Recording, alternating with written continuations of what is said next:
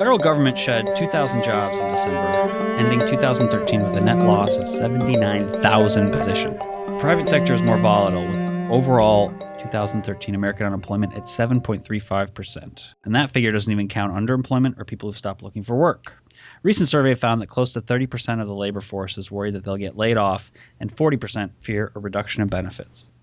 Are side businesses the solution? In her new book, The Economy of You, personal finance expert Kimberly Palmer suggests that, quote, we can turn the new economy from a frustrating wasteland of lost opportunities into a thriving incubator for our true selves. With layoffs always seemingly in the immediate future, she says, we can't pretend that our employers have the best interest in mind. Palmer is the senior Money editor and alpha consumer blogger at U.S. News & World Report. She's also a former government executive reporter. The Economy of You, her second book, examines stories of people supplementing and sometimes replacing their steady incomes by creating side businesses or doing freelance work. In the classic words of Slim Thug, who Palmer quotes, one hustle is never enough. Kim, thanks for joining us.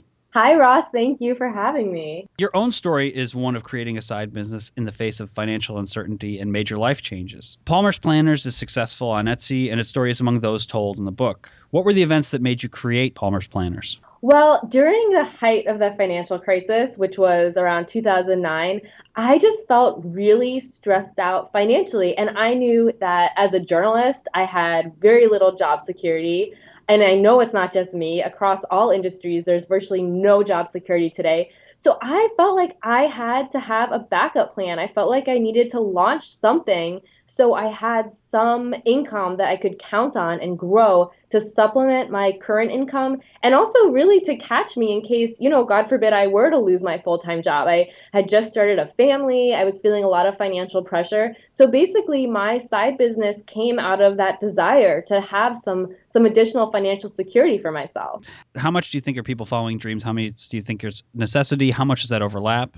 It's really a mix. And what I find so fascinating is that a lot of people like me launch their side businesses originally because they want extra money. They want to have more money coming in every month to help them with their budget, with all their expenses. And they want to have a backup plan just in case their full-time job were to disappear. But then as they launch their business, they realize that it's about so much more than the money. It becomes something that's so satisfying. They know that whatever it is they're creating is helping other people. And it becomes this incredibly satisfying side project. And I know I certainly found that for myself. I mean, as much as I love my full-time job, and I love it. I love journalism. There was something just so satisfying about using my own creativity to create a brand new product, upload it online, have people buy it, and then tell me that it helped them personally, that they loved it, and they have them come back as repeat customers.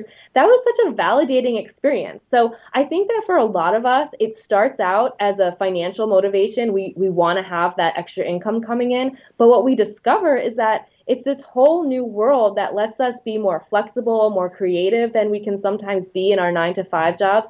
And it becomes a really satisfying, I like to call it a hybrid career, because you have your security and the stability of your day job, and then this whole side business where you can be more creative in the evenings and on the weekends. Your book has a lot of stories of people that have started side business in the wake of layoffs.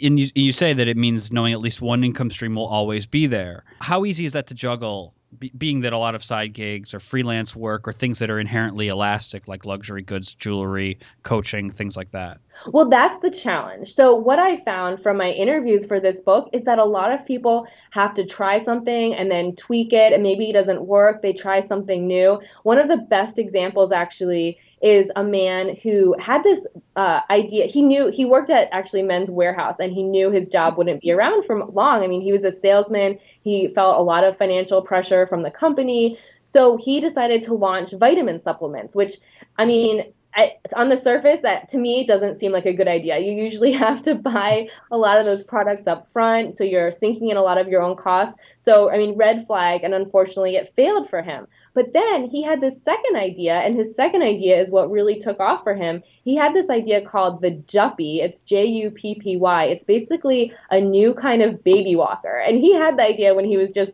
watching a mom one day try to help her baby learn how to walk. He built this thing. He used his Men's Warehouse marketing skills to sell it. He ended up on the Today Show. He, got Wow. word out about it. And now that is his full-time thriving business. So I think the lesson there is that there's going to be some failure along the way. It's inevitable. You might have to rethink things, tweak things, make changes, but you can find something that will work. You just have to test the market, get feedback from customers, and really find out what it is that the market is thirsty for. If a side hustle fails or a side gig fails, are there things to be taken from that? You'd cited a story with your father about stand-up comedy. How do we reconcile those failures? Yes, failure is such a big part of being an entrepreneur. And since you brought up my dad, I'll mention what my dad always says that makes me feel better. But he always says, if you're not failing all the time, then you're just not trying hard enough. I mean, failure is just a part of trying new things and trying to something new that maybe is a little outside your comfort zone. And in my dad's example that I do share in the book, he launched a side gig himself. That was being a stand-up comic. And I mean, as everyone probably knows, it's a really tough field to make money in. But my dad tried really hard, and for a while he was making money on Saturday nights. He performed locally at stand-up comedy shops, and he was doing great. But then that ended up fizzling out. Instead of feeling terrible about it, well, of course he did feel badly about it for a little bit, but he turned around and used those skills that he gained from his stand-up comic work to actually become a really successful keynote speaker. So now he gives really great, of course I'm his daughter, so I think they're awesome, but he gives really great speeches about his primary work, which is documentary filmmaking, and he incorporates what he learned as a stand-up comic. So even though that side gig didn't work out for him, he took a lot from it, and it's actually benefiting him in his career now. In the book, you cite a Bureau of Labor Statistics report saying that 5% of the workforce holds more than one job, but it's even higher for those with professional jobs and advanced degrees. Why do you think that is? I think that it's all about opportunity. If you can have the opportunity to launch a side gig, then you're going to do it. And people who are very educated, very skilled, have specialized skills, those people have even more opportunities in front of them to launch freelance businesses, to take on consulting work, and people really go to where those opportunities are. And I will say too that these Bureau of Labor Statistic numbers, most likely, vastly underestimate the number of people running side gigs, and that's because the Bureau of Labor Statistics, those numbers only count people who say they held more than one job last week when they're asked. And if you have a smaller freelance business, or you take on contract work just at sometimes during the year, you won't always be answering yes to that question depending on when it's asked. And actually, I will say too, a new survey from the Young Entrepreneur Council actually found that 1 in 3 millennials, so those are people who are mostly in their 20s right now, 1 in 3 have launched side businesses of some kind. So I think that this is a really huge trend that's taking off really across all age groups and across the country. Do you think it's generational in that sense? It is in a way. So it's definitely more popular. Side gigs are more popular among 20-somethings. And I think part of that is just because of the need. I mean, a lot of 20-somethings are finding themselves underemployed, sometimes even unemployed at higher rates than we'd like to see. And so it's almost a necessity. They need to find ways of supplementing their income and building their careers on their own terms. But when you look at baby boomers, 12% of baby boomers, and that's from a MetLife survey, you do some kind of freelance work or contract work to supplement their income. So the percentage does go down as you go up the different demographic categories, but it is universal. I mean, 12% of baby boomers, that's still a really significant chunk of baby boomers. Yeah, it's certainly higher than the BLS number. That's right. Your own side business is based, at least the Palmer's Planners aspect of it, is web-based. How much do you think the web has made these side businesses possible? Before sites like Etsy and to a lesser extent eBay, do you think these sort of side businesses would be as possible or easy to maintain? No, and that is what is so incredible today. The e-commerce infrastructure exists. It's out there. You do not need to invent the wheel. You don't even know how to, you don't know how to need to know how to build a website, how to take credit cards. All of that can be done for you. All you need to do is go to one of these websites like Etsy, Fiverr, which is with 2 R's at the end, Elance, freelancer.com. These are all really popular e-commerce websites.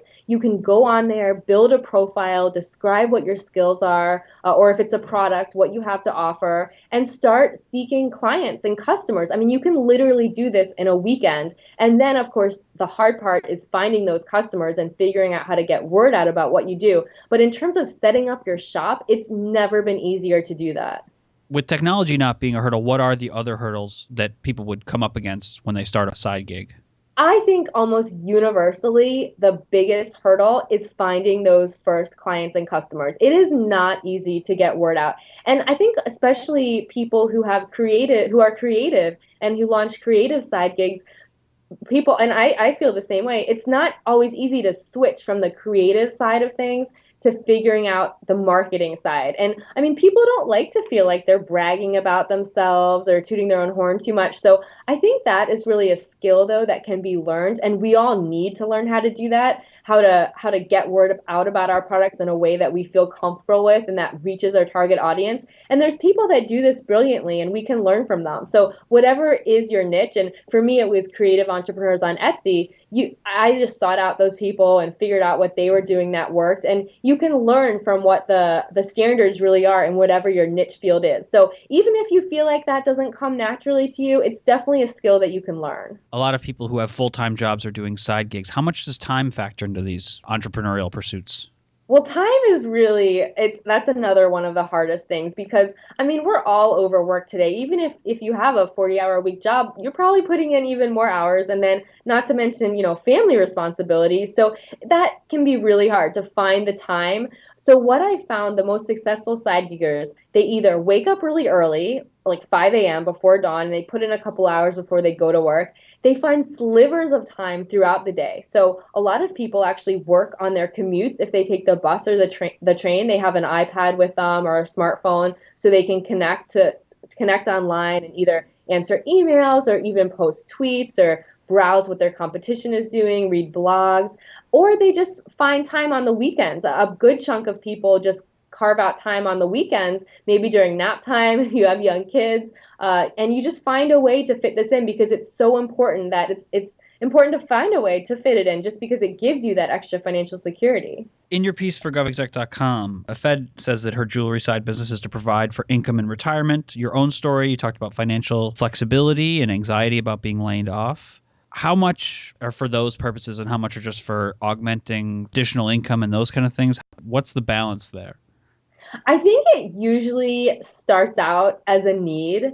And a lot of the people that I interviewed for my book talked about that. I mean, there was something specific that happened to them. It was often a threat of a layoff, actually, or even getting a pink slip and then having to regroup and getting another job and realizing they never want to feel that vulnerability again. Or, you know what, a lot of people actually, it was because their costs suddenly went up because they had a new baby in their house, they bought a new house, and they suddenly realized, I need more money and I'm not going to get it from my day job. So I need to do it myself. I need to give myself a raise by launching a side business. And that's actually one thing I heard over and over again. Back to the GovExec piece, though, you said for this particular Fed and for Feds in general, there seems to be a lack of a rules guidance.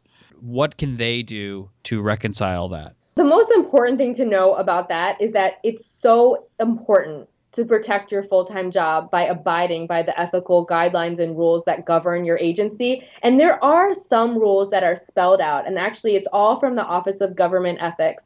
There's pretty detailed rules on what you can do outside your full-time job. And you, of course, have to be so careful about that. A lot of the federal workers that I spoke with who launch side gigs go even further than that. So in addition to reviewing those rules, especially if they have agency-specific rules that apply to them, they actually set time aside, contact the lawyers that work at their agency to review this kind of thing and review it because it's so important to make sure you're not running afoul of any ethical problems, even the appearance of ethical problems. And actually one young man that I interviewed who is a Fed as well, and he launched actually a speaking business. He sat down with the lawyers at his agency, which is DOD, and they actually told him that they wanted to approve every single client that he took on. And so he's doing it because he wants to make sure he doesn't get into trouble. And I mean, I think that's a pretty smart move. So there is a way around these stringent requirements, but it might involve some time and effort on your part talking to those lawyers.